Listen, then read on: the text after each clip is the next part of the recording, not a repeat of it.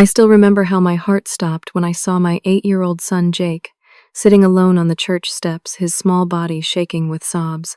His Spider-Man backpack clutched to his chest, a crumpled note in his hand. As I ran to him, he looked up with red-rimmed eyes. "Grandma and Grandpa left me here, Mommy?" The note, written in my mother's perfect cursive, made my blood run cold. "This is what happens when you refuse to help family. Travis needed that $30,000. Consider this a lesson about family loyalty. My own parents had abandoned my child as punishment for not giving my brother money. I never imagined they could be so cruel. Life as a 32-year-old single mom has never been easy, but I've always managed. Since losing Derek in that horrible car accident 4 years ago, it's just been Jake and me against the world. I work as an administrative assistant during the day and waitress 3 nights a week at Riverside Grill. The tips aren't great, but they help cover Jake's after-school activities and the occasional treat. Every extra dollar goes into savings for his future. The first year after Derek died was mostly a blur. I remember moving through life like a ghost, trying to stay functional for Jake, while my heart felt shattered beyond repair. Jake was only 4 then, too young to fully understand that Daddy wasn't coming home. His questions about when Daddy would return were like knives twisting in my chest. "Daddy lives in heaven now," I'd explain, holding him close as we looked at photos together. "Can we visit?" he'd ask with heartbreaking innocence. Those early days, my parents, Martha and Gerald, were actually supportive. They'd bring over casseroles, take Jake for weekends, to give me breathing space, and helped me navigate the insurance paperwork. But their help always came with strings attached, something I was too grief-stricken to notice at first. My younger brother Travis has always been their golden child. While I worked part-time jobs through college and graduated with honors, Travis dropped out after 3 semesters. Yet somehow my parents always found ways to praise him. "Travis is an entrepreneur," my father would say. "He's not meant for traditional education like you." Travis's entrepreneurial spirit manifested as a series of get-rich-quick schemes that inevitably failed. There was the subscription box service for exotic jerky that lasted 2 months. Then the app for finding drinking buddies that never made it past the concept stage. A food truck selling fusion tacos that he abandoned after realizing cooking required actual work. Each failure was cushioned by my parents' financial support and endless excuses. "He's finding his way," my mother would insist. Despite their favoritism, we maintained a relatively stable relationship after Derek died. They seemed to genuinely love Jake, and he adored his grandparents. We had Sunday dinners together twice a month, and they'd occasionally watch Jake when my work schedules overlapped. 3 weeks ago, during our regular Sunday dinner, Travis announced his latest brilliant idea. "I'm going into business with Scott Palmer," he declared, practically bouncing in his seat. Scott was his high school friend, with an equally spotty employment history. "We're opening a chain of high-end beard grooming salons. It's going to revolutionize male grooming." My father clapped him on the shoulder. "That sounds promising, son." I focused on cutting Jake's chicken into smaller pieces. "What experience do either of you have with running a salon? Or with beards, for that matter?" Travis couldn't even grow decent facial hair himself. My mother shot me a warning look. "Not everyone needs a formal education to succeed, Brina." "We've done market research," Travis continued, ignoring my question. "All we need is $30,000 for the initial setup inventory and the first 3 months of rent." I nearly choked on my water. $30,000. My father beamed. "It's a solid investment opportunity. We're putting in $10,000 ourselves. We'd like you to contribute the other $20,000, my mother added, as if asking me to bring dessert to the next dinner. I set down my fork carefully. "I'm sorry, but that's not possible. Every cent of my savings is for Jake's future." The temperature in the room seemed to drop 20 degrees. "It's just a loan," Travis said, his tone indicating I was being difficult.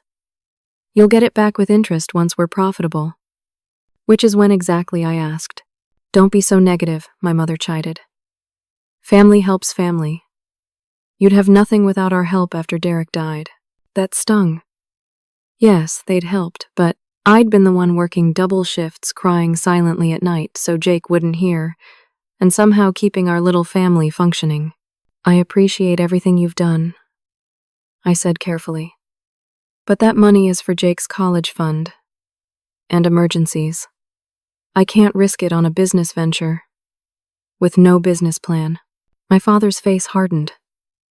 "You've become selfish, Brina. We raised you better than this." Jake looked up, sensing the tension. "Mommy, why is everyone mad?" I forced a smile. "No one's mad, sweetie. Finish your dinner." The rest of the meal passed in strained silence. When we left, my mother hugged Jake warmly, but barely acknowledged me. Over the next week, the pressure intensified. Daily calls from my parents. Travis showing up at my workplace with revised projections scribbled on notebook paper. Emotional text messages about how I was tearing the family apart. I held firm. Jake's future wasn't something I was willing to gamble with. Then came the first major twist. I received an alert from our bank about unusual activity. When I logged in, my stomach dropped. The special savings account where I kept Jake's college fund, the one my parents had access to, as backup guardians, had been emptied. All $15,000 gone. I called the bank in a panic. "The withdrawal was made in person yesterday," the representative explained. "By Martha Wilson. As a joint account holder, she had full access." My hands trembled as I hung up. They had stolen from their own grandson. I drove straight to my parents' house. Jake safely at his after-school program. When my mother answered the door, her expression was defiant. "How could you?" I demanded, pushing past her into the entryway. My father appeared from the living room. "If you're here about the money, it's already been invested. That money was for Jake's future. And now it's securing Travis's future, which benefits the whole family," my mother said calmly. "Family helps family, Brina. Something you've forgotten. You stole from an 8-year-old boy, your own grandson." "Don't be dramatic," my father dismissed. "We'll pay it back once the business takes off." "With interest," Travis added, emerging from the kitchen with a sandwich. The casual way they justified theft from a child. My child left me speechless. These people who had raised me, who claimed to value family above all else, couldn't see the profound betrayal in their actions. "I want that money back," I finally managed. "All of it, by the end of the week." My mother crossed her arms. "Or what?" "Or I'll file a police report and press charges." My father laughed. "Against your own parents? You wouldn't dare." As I turned to leave, my mother called after me. "Think carefully, Brina. Legal battles get ugly. Consider what's really best for Jake." It was the first time they had ever used Jake as a weapon against me. Standing in their driveway, I realized this wasn't just about money anymore. This was about control, power, and a toxic family dynamic I'd been blind to for too long. The next morning, I called in sick to my admin job and made an appointment with a lawyer. Sarah Daniels came, highly recommended by a coworker who'd gone through a nasty divorce. Her office was modest but professional, and she listened without judgment as I explained the situation. "Technically, since your mother was on the account, what she did wasn't illegal," Sarah explained gently. "It was certainly unethical, but not criminal." My heart sank. "So there's nothing I can do?" "I didn't say that."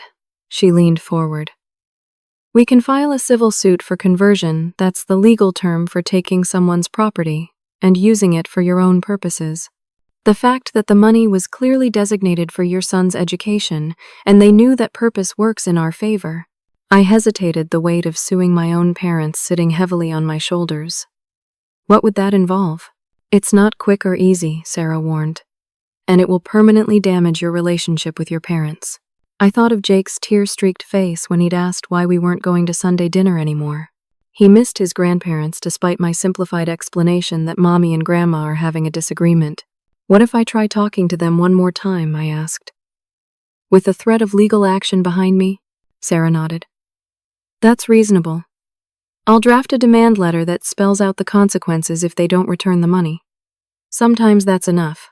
When I picked Jake up from school that day, his teacher, Mrs. Walker, asked to speak with me privately. Jake seems upset lately, she said, concern evident in her kind eyes. Is everything okay at home? I gave her the abbreviated version: family disagreement, less contact with grandparents. She nodded, understanding. Just keep the lines of communication open with him, she advised. Children often blame themselves for adult problems. That night I sat with Jake on our worn but comfortable living room couch. You know how much Mommy loves you, right? He nodded, fidgeting with the action figure in his hands. And you know that the problem with Grandma and Grandpa isn't your fault. His lower lip trembled. But if I don't need college money right now, why can't Uncle Travis use it? My heart broke at his innocent logic.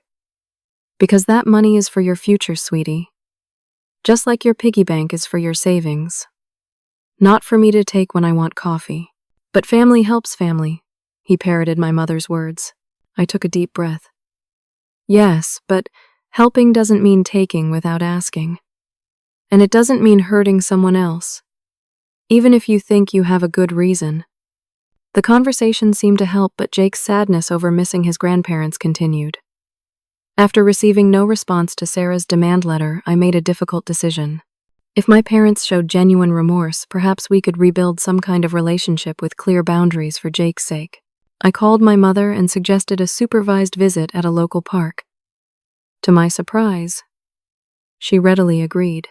That Saturday was unseasonably warm for April. Jake ran toward my parents the moment he spotted them by the playground, and my heart ached watching my father swing him up in a hug.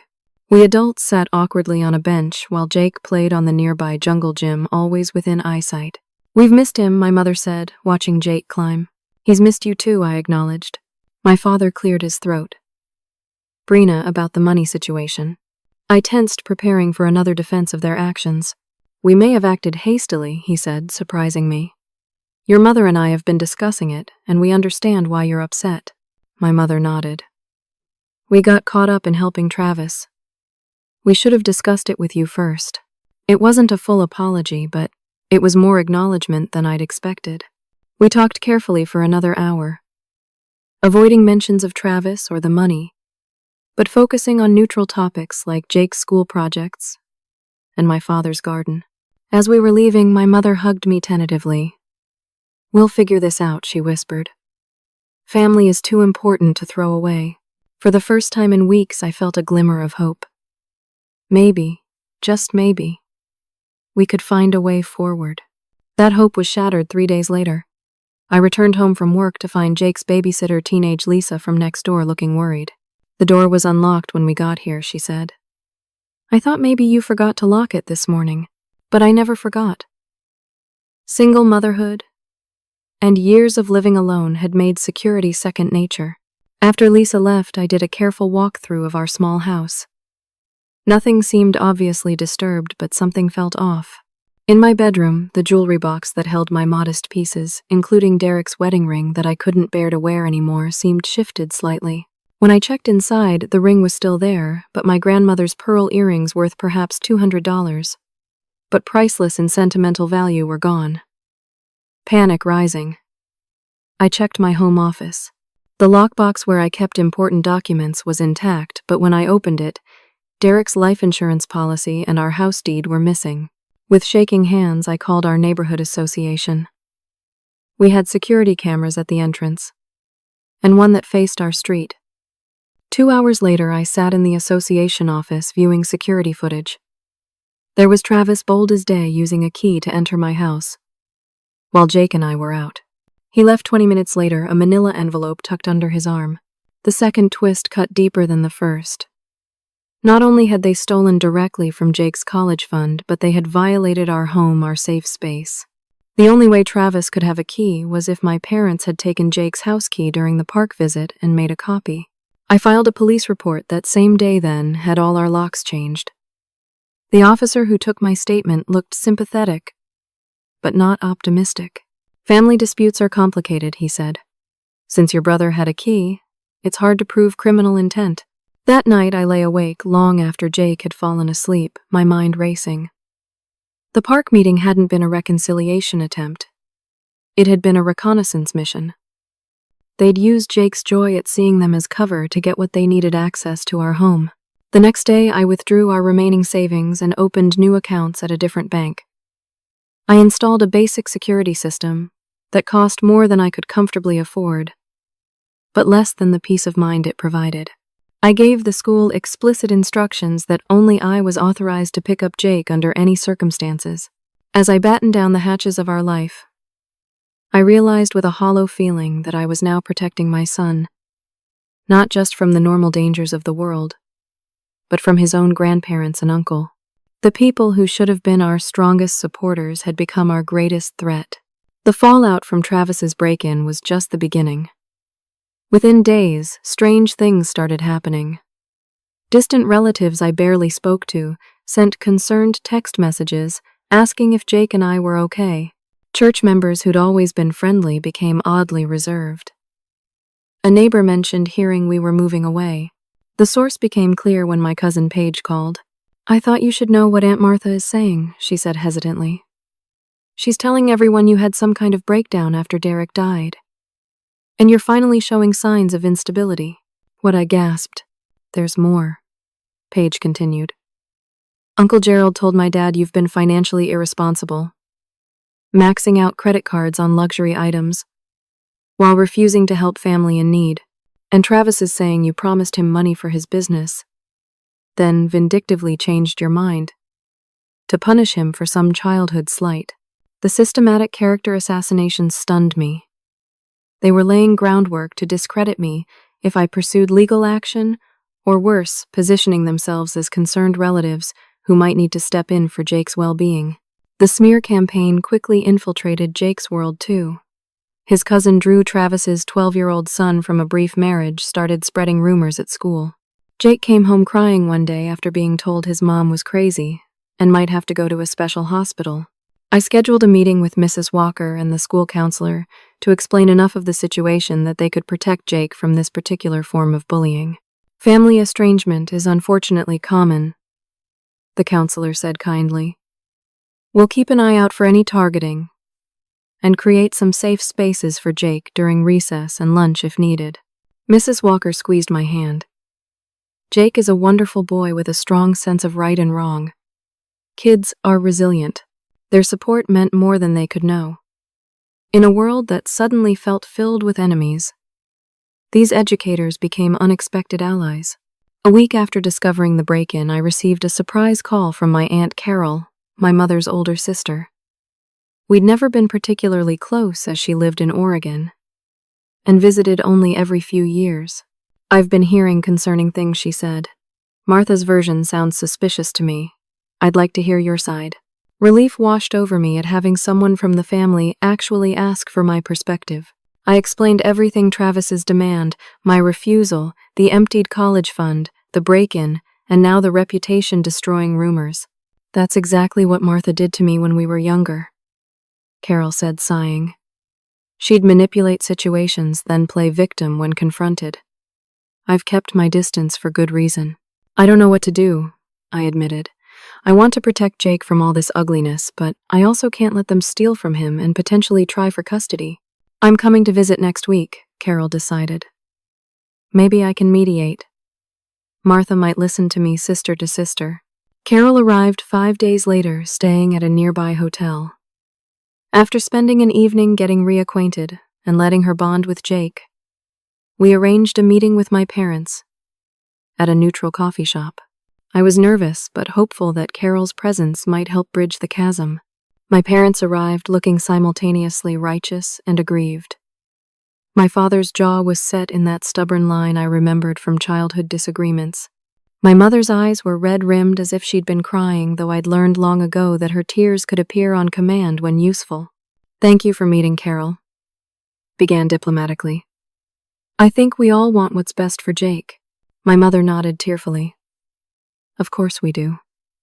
We're devastated that Brina has cut us off from our only grandchild." I bit back a sharp retort about who had really done the cutting. "Let's focus on moving forward," Carol suggested.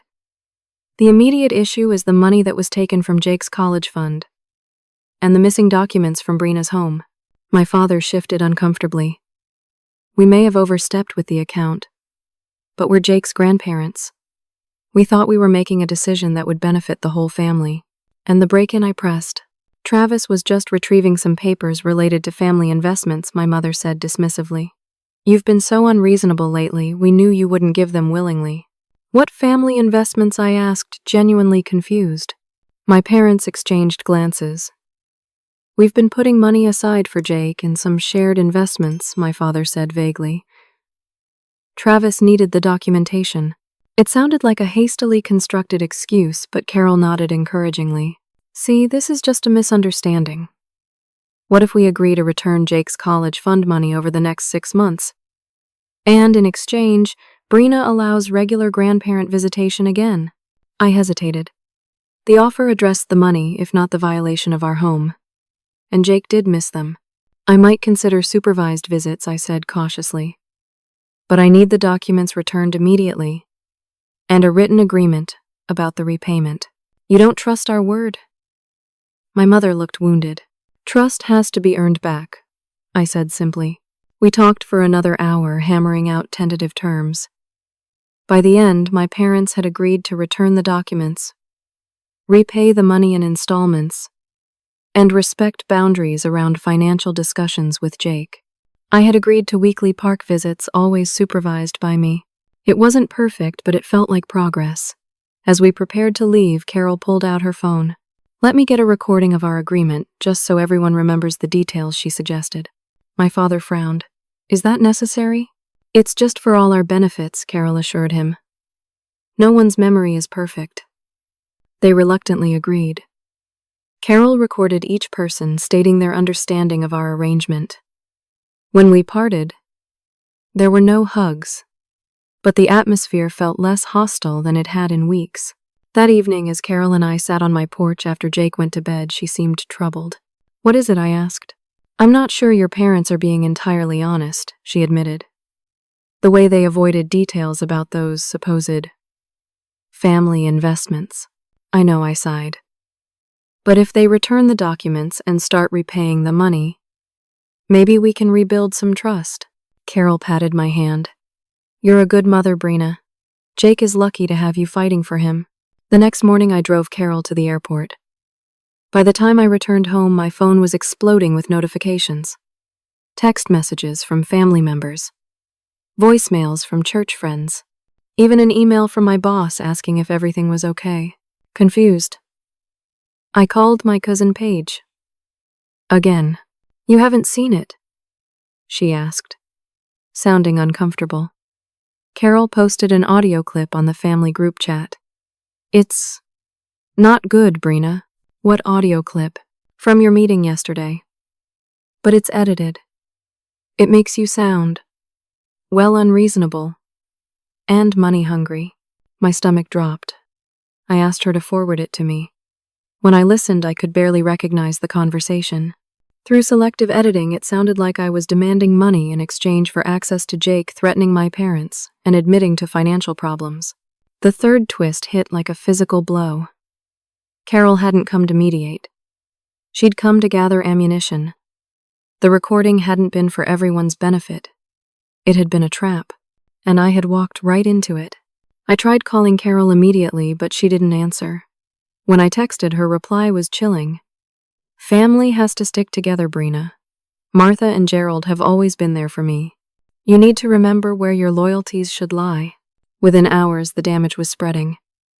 Extended family members sent judgmental messages. 2 church elders called suggesting family counseling with their recommended therapist. Even my landlord mentioned hearing concerning things about my stability. The isolation felt suffocating. The only person who reached out supportively was Mrs. Walker, who stopped me during school pickup. Whatever's happening in your personal life, she said quietly, just know that I see how wonderful you are with Jake. If you ever need someone to talk to or just have coffee with, I'm here. Her simple kindness brought tears to my eyes. In a world that suddenly seemed full of betrayal, having even one person believe in me meant everything. 2 weeks after the coffee shop, ambush exhaustion had become my constant companion. Between working both jobs, protecting Jake from family drama, consulting with Sarah about legal options, and constantly looking over my shoulder, I was running on fumes. My boss, Frank, noticed. After watching me stifle my third yawn of the morning while filing invoices, he called me into his office. "Brina, you've been with us for 4 years and you've never taken a personal day," he said. "Whatever's going on, you need a break. Take tomorrow off. Paid." I started to protest, but he held up his hand. "This isn't a suggestion. You're no good to anyone, including Jake, if you collapse from exhaustion." The unexpected kindness nearly undid me. "Thank you," I managed. That night, I told Jake we were having a special day tomorrow. "Just you and me." "What would you like to do?" His face lit up. "Can we go to the aquarium? They have a new octopus." "Absolutely." The next day was the first time in weeks I felt almost normal.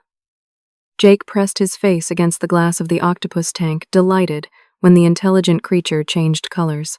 We ate overpriced cafeteria food, bought a stuffed sea turtle at the gift shop, and took silly pictures in the shark mouth photo frame. For those few hours, we weren't a family in crisis. We were just a mom and her son having fun. The illusion of normalcy shattered when we returned to the car. My phone, which I'd silenced for our special day, showed 15 missed calls. 8 from my parents. 3 from unknown numbers. 2 from Jake's after-school program. 1 from Travis, which was odd, since he hadn't tried contacting me directly. Since the break-in, there were voicemails too. My mother's voice, alternating between demanding and tearful. "Call us immediately, Brina. This is important. Why aren't you answering? This is an emergency. You're being childish now. Call us back." A cold feeling settled in my stomach. I checked the time, 3:15. Jake's after-school program would have expected him at 2:30. "Everything okay, Mommy Jake?" asked, buckling his seatbelt. "Yes, sweetheart. I just need to make a quick call." I called the after-school program first, my heart pounding. "Miss Wilson, we've been trying to reach you," the coordinator said, sounding relieved. "I'm so sorry. Jake's with me today. We took a day trip to the aquarium. Is everything all right?" There was a pause. "You didn't know. Your parents came to pick him up, saying there was a family emergency. When we said he wasn't here, they seemed very concerned. The world seemed to tilt sideways. My parents tried to pick up Jake. When? About an hour ago. They had proper ID and everything, but they're not on the authorized pickup list since you changed it last month." I thanked her with a shaking voice, then quickly called Sarah. "My parents just tried to take Jake from his after-school program," I said, without preamble. "They claimed there was an emergency." Sarah's voice turned urgent. "Are you and Jake together right now?" "Yes, we're in the car. We spent the day at the aquarium." "Good. Go straight home and lock your doors. I'll call the police to do a welfare check at your parents' house." This is escalating dangerously, Brina. The 20-minute drive home felt like hours. I kept checking the rearview mirror, half expecting to see my parents' car following us. Jake, sensing my tension, grew quiet, clutching his new stuffed turtle. When we pulled into our driveway, our elderly neighbor, Mrs. Patterson, waved from her porch.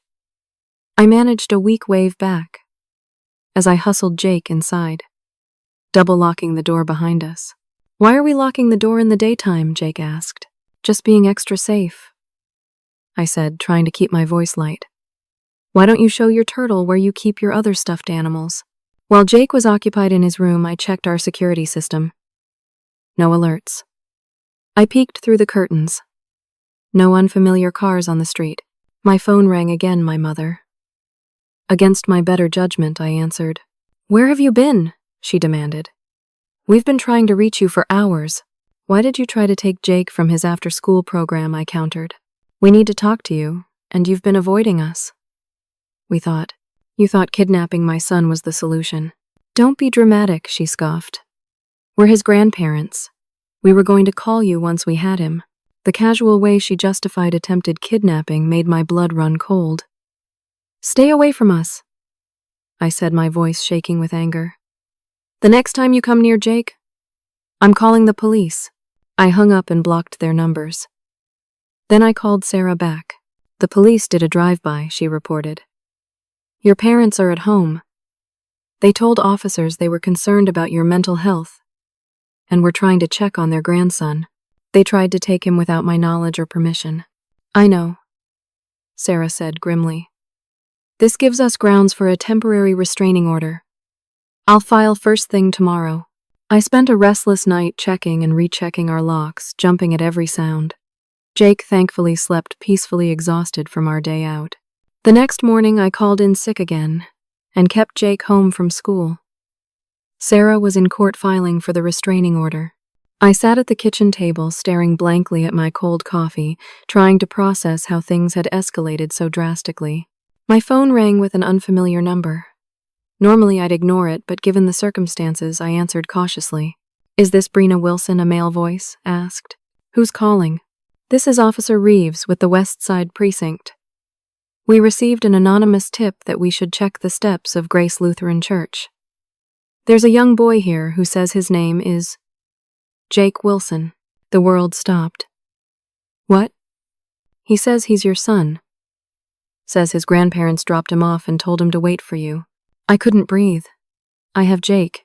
He's right here. Wasn't he? I ran to his room phone, still pressed to my ear. Empty. The back door that led to our fenced yard stood open. Oh God, I gasped. Ma'am, are you saying this isn't your son? No, it is. It has to be. I didn't. He was just. I'll be right there. I drove to Grace Lutheran, breaking every speed limit, my heart threatening to burst from my chest. Where had Jake gone? How had he left without me noticing? Had my parents been watching our house, waiting for a moment to approach him? The police cruiser sat in front of the historic church, and there on the steps, looking small and frightened, was Jake. My Jake. Officer Reeves stood nearby, a comforting hand on Jake's shoulder. I fell to my knees on the sidewalk, and Jake ran into my arms. Mommy, Grandma, and Grandpa said you'd be here, but you weren't coming, and I got scared. I held him so tightly he squirmed. I'm here now. I'm here. Over his shoulder I saw Officer Reeves approaching with a white envelope.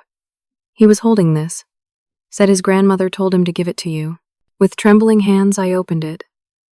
The note inside, again in my mother's perfect handwriting, was brief but devastating. Now you know how it feels when someone keeps family apart. This is just a taste of what we could do. Reconsider your position about the money and visitation, or next time we might not be so quick to let you know where he is. Family loyalty works both ways, Brina. The fourth twist, my parents had abducted my son and abandoned him at a church to teach me a lesson, was so shocking that Officer Reeves insisted on escorting us to the police station to file a formal report. This is attempted custodial interference at minimum, he explained. Potentially kidnapping charges could apply. At the station, a kind female detective named Linda Rodriguez interviewed Jake gently. Can you tell me what happened this morning? She asked. Jake fidgeted with the zipper of his jacket. I woke up early and went to play in the backyard. Grandma and Grandpa were by the fence. They said Mommy sent them to take me for pancakes. My heart sank. After everything, he still trusted them implicitly. They said you were going to meet us at the church. Jake continued, looking at me with confused eyes. But then they just left me there. They said to wait and give you the note. Detective Rodriguez asked if Jake could sit with a support officer while she spoke to me privately. Once he was out of earshot, her expression turned serious. We need to move quickly on this. Do you have somewhere safe? You can stay tonight. A friend's house. Perhaps. Somewhere your parents don't know about. The reality of our situation hit me with full force. We weren't safe in our own home. My parents, the people who should have been our strongest supporters, had abducted Jake and left him alone as a scare tactic. My boss might let us stay with him and his wife, I said numbly. They have a guest room. That would be good for tonight. She nodded. Tomorrow we'll arrange for a police escort to help you gather essential belongings. Your lawyer is already working on an emergency protection order. As I sat in that sterile interview room watching Jake through the glass as he showed a police officer his stuffed turtle, the weight of our new reality pressed down on me. We were essentially refugees fleeing the people who should have been our sanctuary. Frank and his wife Denise welcomed us into their home with no questions asked. Their guest room was small but comfortable, and their elderly golden retriever Max became Jake's instant best friend. "Stay as long as you need," Denise insisted, showing us where they kept extra towels and toiletries. "We have plenty of room." The simple kindness of near strangers, when my own family had turned against me, brought tears to my eyes that I quickly blinked away. Jake had seen enough of my tears lately. The next day, Detective Rodriguez and a uniformed officer escorted us to our house to pack essentials. The sight of a police car in our driveway drew curious looks from neighbors. "Take anything of sentimental or financial importance," Detective Rodriguez advised. "Documents, medications, irreplaceable photos." We filled 3 suitcases with clothes, Jake's favorite toys, my laptop, our important papers, and the photo albums I'd meticulously maintained since Jake's birth. As we were leaving, Mrs. Patterson from next door approached hesitantly. "Is everything all right, Brina?" "There are rumors." I took a deep breath. "My parents took Jake without permission yesterday and left him alone at a church.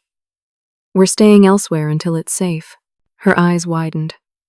"Those nice people who bring Jake Christmas presents, I can't believe it."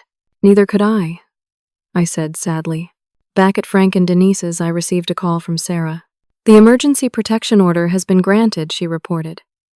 "Your parents and Travis cannot legally come within 500 feet of you, or Jake, or contact you in any way."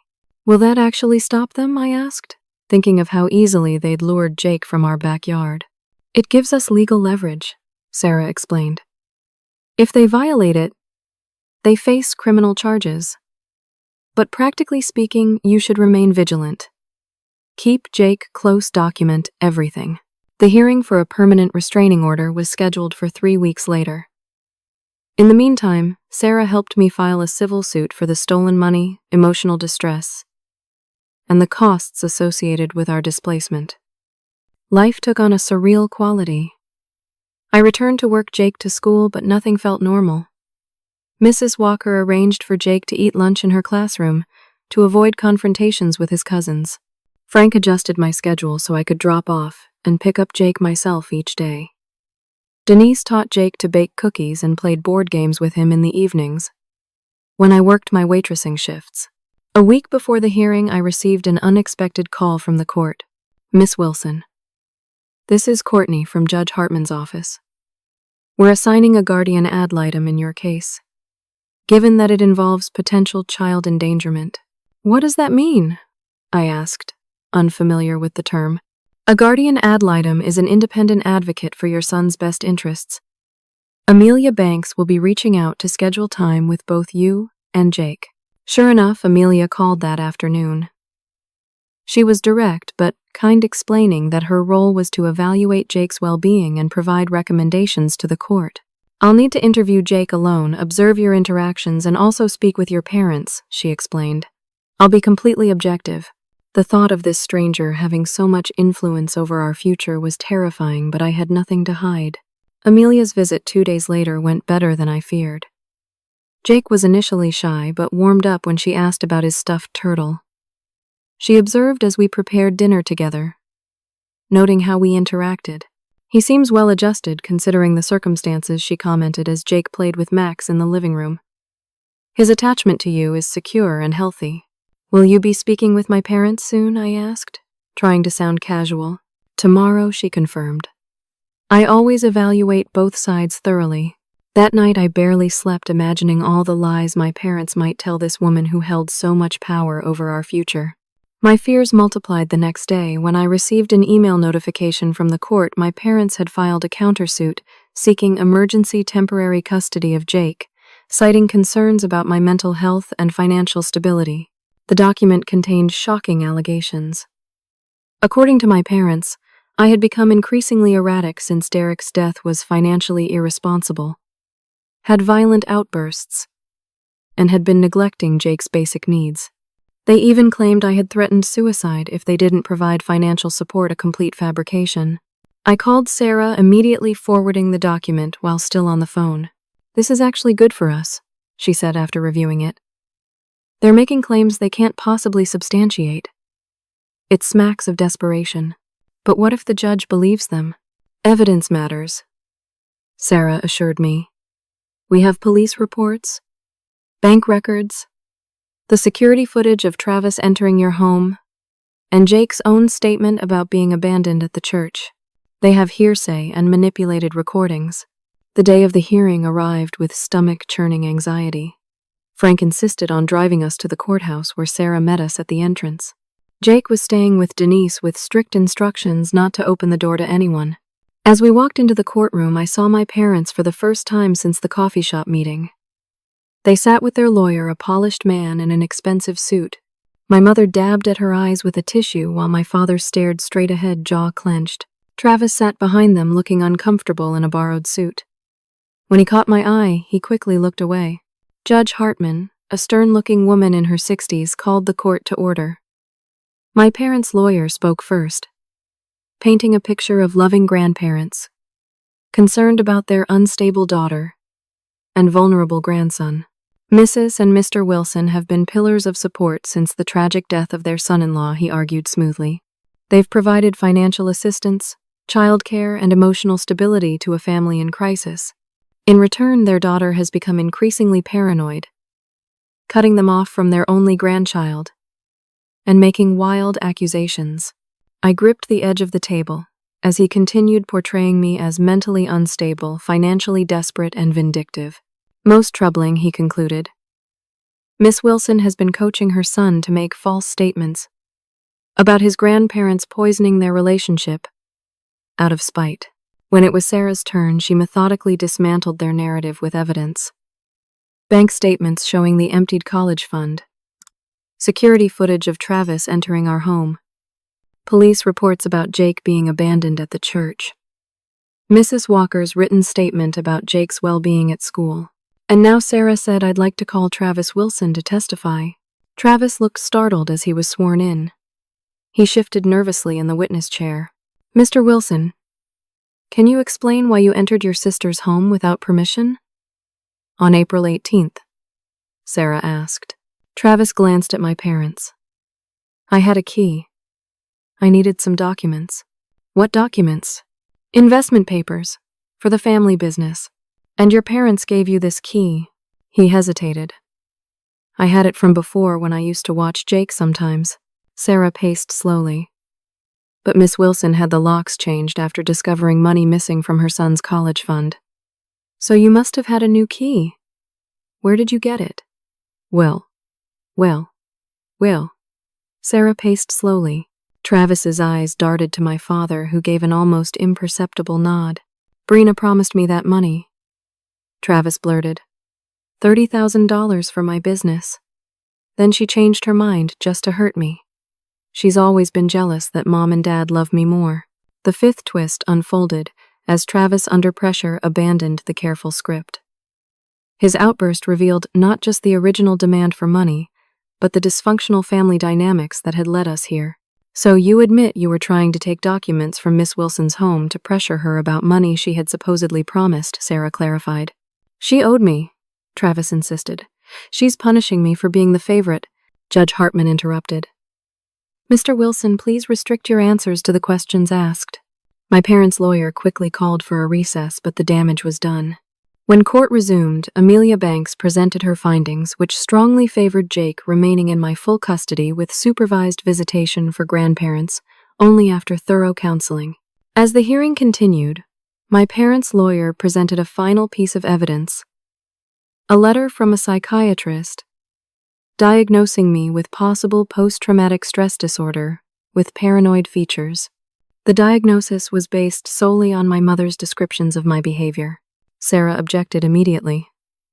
Your Honor, this diagnosis was made without the psychiatrist ever meeting my client. It's hearsay at best, malpractice at worst. Judge Hartman agreed, dismissing the evidence. By the time the hearing adjourned, I felt drained but hopeful. Judge Hartman would issue her ruling in 3 days. Those 3 days were among the longest of my life. I threw myself into work, spent extra time playing with Jake, and tried not to obsessively check my email for updates from Sarah. On the morning of the 3rd day, I received an unexpected visitor at Frank and Denise's house. A woman in her late 50s with familiar eyes stood on the porch. "You probably don't remember me," she said. "I'm Jean Wilson, Martha's younger sister, another aunt I barely knew." My wariness must have shown on my face. "I'm not here on their behalf," she added quickly. Quite the opposite. Jean had learned about the situation from distant family gossip. Unlike Carol, who had allied with my parents, Jean had her own history with my mother's manipulations. "Martha drove me away from the family 20 years ago," she explained as we sat in Frank's kitchen. "I refused to loan Gerald money for one of his schemes. And suddenly, I was labeled the family pariah." Sound familiar? The parallels were striking. "Why are you here now?" Jean pulled out a folder. "Because I have something that might help you. Emails from Martha to me from years ago. And more recent ones where she discusses teaching you a lesson for your disloyalty. She actually outlined her plan to pressure you through Jake weeks before they took him to that church." My hands shook as I read the printouts. My mother's own words confirmed everything. The deliberate manipulation, the plan to use Jake as leverage, even discussion of seeking custody as a backup plan if I didn't cooperate. About the money. Why would she put this in writing, I wondered aloud. Jean gave a sad smile. "Martha has always believed she's smarter than everyone else. She never imagines her plans could fail, so she doesn't worry about evidence. I've saved every communication from her for 20 years, just in case." I immediately called Sarah, who arranged for Jean to provide a sworn statement. The emails were submitted to Judge Hartman as supplementary evidence just hours before her ruling was due. That night, as Jake slept peacefully with Max curled at the foot of his bed, I sat on the porch with Jean, who had decided to stay in town until the ruling. "I should have reached out years ago," she said regretfully. "Maybe I could have warned you. You couldn't have known they'd go this far," I assured her. Jean squeezed my hand. "Family isn't always who you're born to, Brina. Sometimes it's who you choose." Looking at this woman who had traveled across 3 states to help us, and thinking of Frank Denise, Mrs. Walker, and even Detective Rodriguez, I felt the truth of her words. In losing my parents and brother, I had found a different kind of family. Sarah called early the next morning with breakthrough news. "I've been doing some digging into Travis's business venture," she said, "and I've found something interesting. His partner Scott Palmer has a history of gambling problems. He owed money to some dangerous people in Atlantic City." "You think the $30,000 was for gambling debts?" I asked, pieces falling into place. "I have bank records showing transfers from your parents to an account in Atlantic City shortly after they took Jake's college fund. So they knew. They knew they were paying off gambling debts, not investing in some beard salon." "It appears so," Sarah confirmed. "I've submitted this information to Judge Hartman. It establishes a pattern of deception that strengthens our case." While waiting for the ruling, I decided to channel my anxiety into action. With Jean's encouragement, I started a blog documenting our experience with family estrangement and financial elder abuse. I was careful not to include identifying details, but I shared the emotional reality of protecting my child from his own grandparents. The response was overwhelming. Comments poured in from others who had faced similar situations. People shared resources, offered encouragement, and thanked me for giving voice to their experiences. What began as personal therapy became a community. A local parenting magazine noticed the blog and contacted me about writing a feature article on when family becomes unsafe. The publicity made me nervous. What if my parents saw it? But Sarah assured me that speaking my truth was not defamation, as long as I stuck to facts. Besides, she added, the more public support you have, the harder it is for them to control the narrative. As my support network grew, my parents and Travis escalated their harassment. Though they couldn't contact me directly due to the protection order, I heard from others that they were still spreading rumors. My mother had apparently told her church group that I was preventing them from seeing Jake out of drug-fueled paranoia. The most disturbing development came when Jean received threatening phone calls warning her to stop interfering in family business. When she refused to back down, someone slashed her rental car tires. We reported each incident, building a paper trail of intimidation attempts.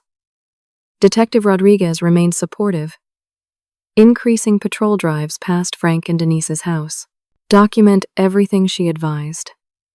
If they're getting desperate enough to commit property crimes, they might escalate further. 2 days before Judge Hartman's ruling was due, the sixth twist arrived in the form of unexpected allies. I received an email from someone named Allison Palmer Scott's wife. Travis and Scott have been lying to everyone, she wrote. The money was never for a business. Scott lost $40,000 playing poker with some dangerous people. They threatened our family. Travis convinced your parents to pressure you for the money. I can't stay silent anymore. Allison agreed to provide a sworn affidavit and financial records, showing where the money had actually gone. She was divorcing Scott and feared for her children's safety, another family fractured by the same web of lies that had ensnared mine. With this final piece of evidence, Sarah felt confident about our chances. Judge Hartman has a reputation for protecting children above all else, she assured me. The night before the ruling, I sat with Jake on the bed in our borrowed room, helping him with a puzzle. Are we ever going home? He asked suddenly. Soon, I promised. The judge is going to help make sure we're safe. He fitted a piece into place with careful concentration. Will I ever see Grandma and Grandpa again? The question pierced my heart. Despite everything, he still loved them. I don't know, sweetie. They made some very bad choices that hurt us. They need to learn better ways to show love. Like how you say love isn't taking things without asking. Exactly. I kissed the top of his head, marveling at how children can distill complex situations to their essence. I think they forgot how to love right, Jake said wisely. Out of the mouths of babes. The day of the ruling dawned bright and clear. Frank took the day off to drive us to the courthouse. Jean met us there, along with Mrs. Walker, who had arranged a substitute teacher to attend in support. My parents and Travis sat on the opposite side of the courtroom looking tense. My mother's carefully applied makeup couldn't hide her red-rimmed eyes. My father sat ramrod straight pride, visibly battling with fear. Travis slouched beside them, looking like he wished he could disappear. When Judge Hartman entered the room, fell silent. She adjusted her glasses and began to read from her prepared statement. This court has reviewed extensive evidence from both parties.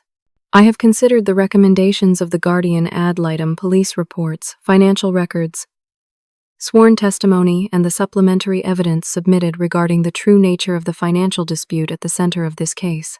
She paused, looking directly at my parents. What emerges is a disturbing pattern of manipulation, financial exploitation, and willful endangerment of a minor child by his grandparents and uncle. My mother let out an audible gasp. My father's face darkened. The court finds that Martha and Gerald Wilson, along with Travis Wilson, conspired to pressure Brina Wilson for money through escalating tactics that ultimately placed 8-year-old Jake Wilson in physical and emotional danger. Judge Hartman methodically listed each transgression: the theft from Jake's college fund, the unauthorized home entry, the smear campaign, and most seriously, the abduction and abandonment of Jake at the church. Most troubling to this court is the complete lack of remorse displayed by the respondents. Even when confronted with irrefutable evidence, they have continued to justify their actions as appropriate discipline for their adult daughter. She closed the folder before her and removed her glasses. It is therefore the ruling of this court that the temporary protection order be made permanent. Martha, Gerald, and Travis Wilson are prohibited from coming within 1,000 feet of Brina or Jake Wilson or contacting them through any means for a period of 3 years. My mother began to cry loudly. My father placed an arm around her shoulders, his expression stony. Additionally, Judge Hartman continued. The respondents are ordered to pay restitution of $15,000 for the misappropriated college fund, plus $5,000 in damages for emotional distress and displacement costs. She wasn't finished. Given the evidence of potential criminal activity, this court is referring this case to the district attorney's office for review of potential charges, including custodial interference, child endangerment, theft, and witness intimidation. The finality of her words hung in the air. 3 months after my parents had abandoned Jake at a church to teach me a lesson, the legal system had delivered its own lesson about the true meaning of family and responsibility. As we left the courtroom, Travis broke away from our parents and approached me, stopping at the legally mandated distance. "Brina, I'm sorry," he said, his voice breaking. "I never thought it would go this far. I just needed the money, and they said they'd handle everything." I looked at my brother, the golden child who had stood by while our parents emotionally terrorized my son. "You had countless opportunities to stop this," I said quietly. "You chose not to." He opened his mouth to respond, but Detective Rodriguez stepped between us. "Sir, you need to maintain your distance as ordered by the court." As Travis retreated, I caught a glimpse of my parents watching from down the hall. My mother's tear-streaked face held no acceptance, only indignation. My father's arm around her was protective, but his eyes, when they met mine, were cold with judgment. In that moment, I realized they would never acknowledge the harm they had caused. In their narrative, they would always be the victims of an ungrateful daughter, not the perpetrators of abuse against their grandson. And for the first time, that knowledge didn't devastate me. It simply confirmed that the judge's ruling was necessary to protect Jake and me from people who couldn't recognize boundaries. Outside the courthouse, surrounded by my chosen family, Jean, Frank, and Denise, Mrs. Walker, Sarah, Detective Rodriguez, I felt something unexpected: peace. Not happiness exactly, but the calm certainty that we were finally safe. The weeks following Judge Hartman's ruling were a time of rebuilding. With the protection order in place, and my parents facing potential criminal charges, we were able to return to our home. Frank and his brother-in-law spent a weekend installing additional security features, motion sensor lights, stronger locks, a video doorbell system. "Just for peace of mind," Frank said, refusing my attempts to pay him. Jake was cautiously excited about returning to his own bedroom and reuniting with the toys we hadn't taken to Frank and Denise's. Still, the first few nights were challenging. He had nightmares about being left alone at the church. I would wake to find him standing beside my bed, stuffed turtle clutched to his chest. "Can I sleep with you?" he'd whisper. I always lifted the covers, making space for his small body next to mine. On the third night, I realized we both needed more support. Dr. Winters, the therapist who had provided an assessment for court, agreed to see us for regular sessions.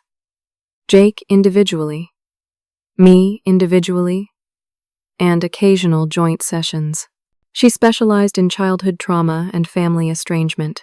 "Jake is remarkably resilient," she assured me after their first session. "But he's confused about why people he loves behaved in such frightening ways." "How do I explain that to an 8-year-old?" I asked helplessly. "With simple truth," Dr. Winters advised. "Children can handle difficult realities better than we think, as long as they feel secure in their primary attachments." In our sessions, I worked through my own complex grief, not just for Derek, but for the loss of my family of origin. I mourned the parents.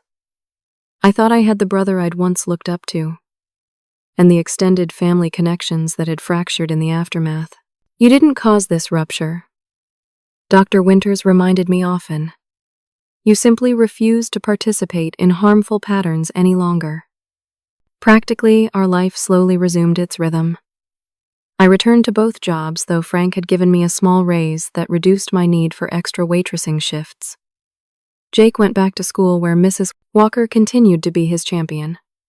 The cousins who had bullied him had been transferred to different classrooms. The restitution payment arrived via certified check from my parents' lawyer. I deposited it immediately into a new college fund for Jake, one with no other signatories.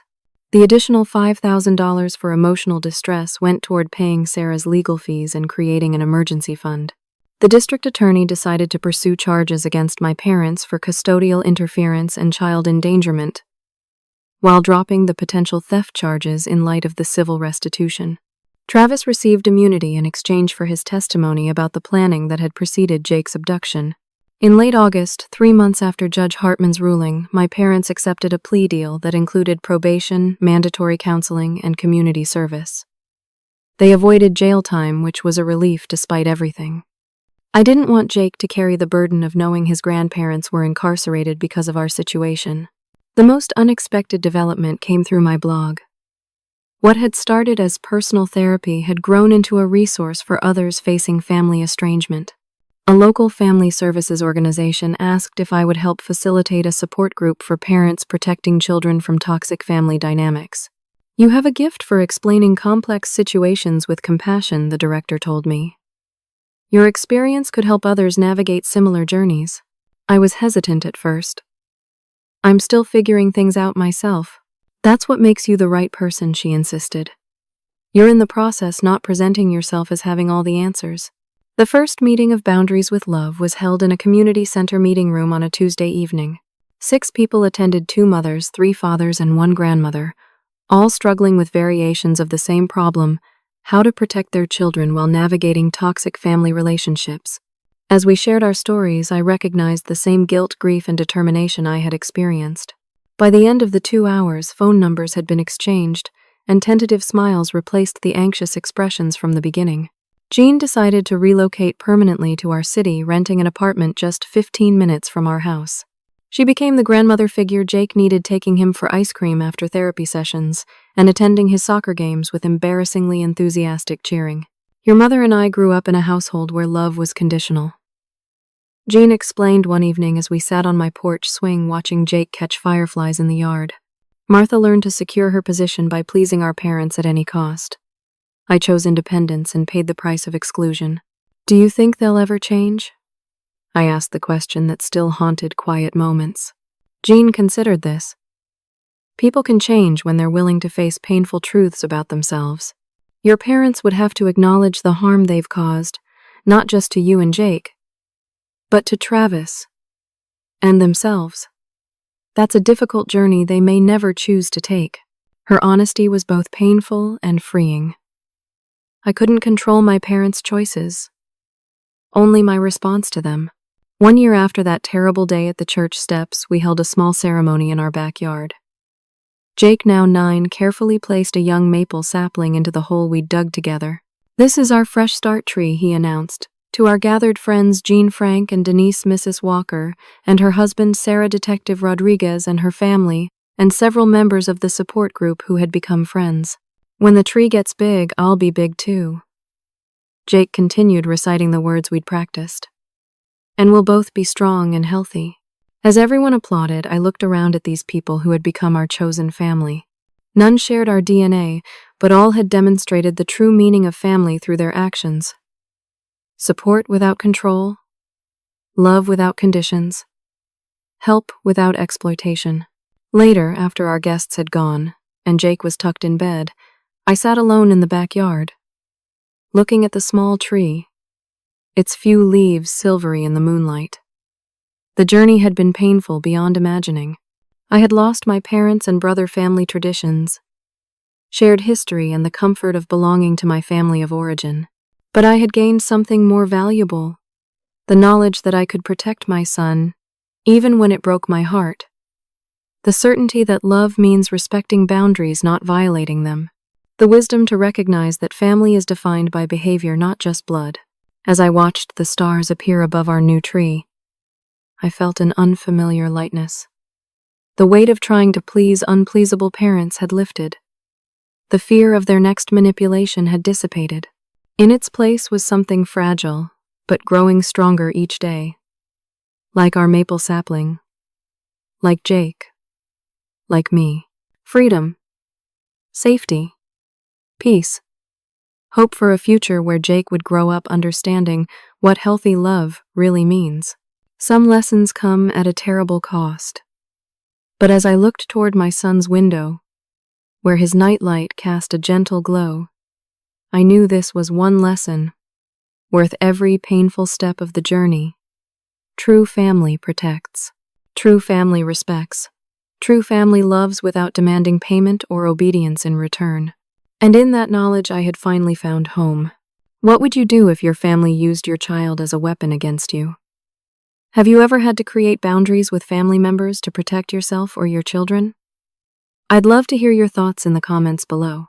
If this story resonated with you, please like and subscribe for more content about navigating complex family dynamics. And if you know someone who might benefit from hearing this journey, please share it with them. Thank you for listening to my story, and I hope it brings some comfort to those walking similar paths. Remember, You're not alone.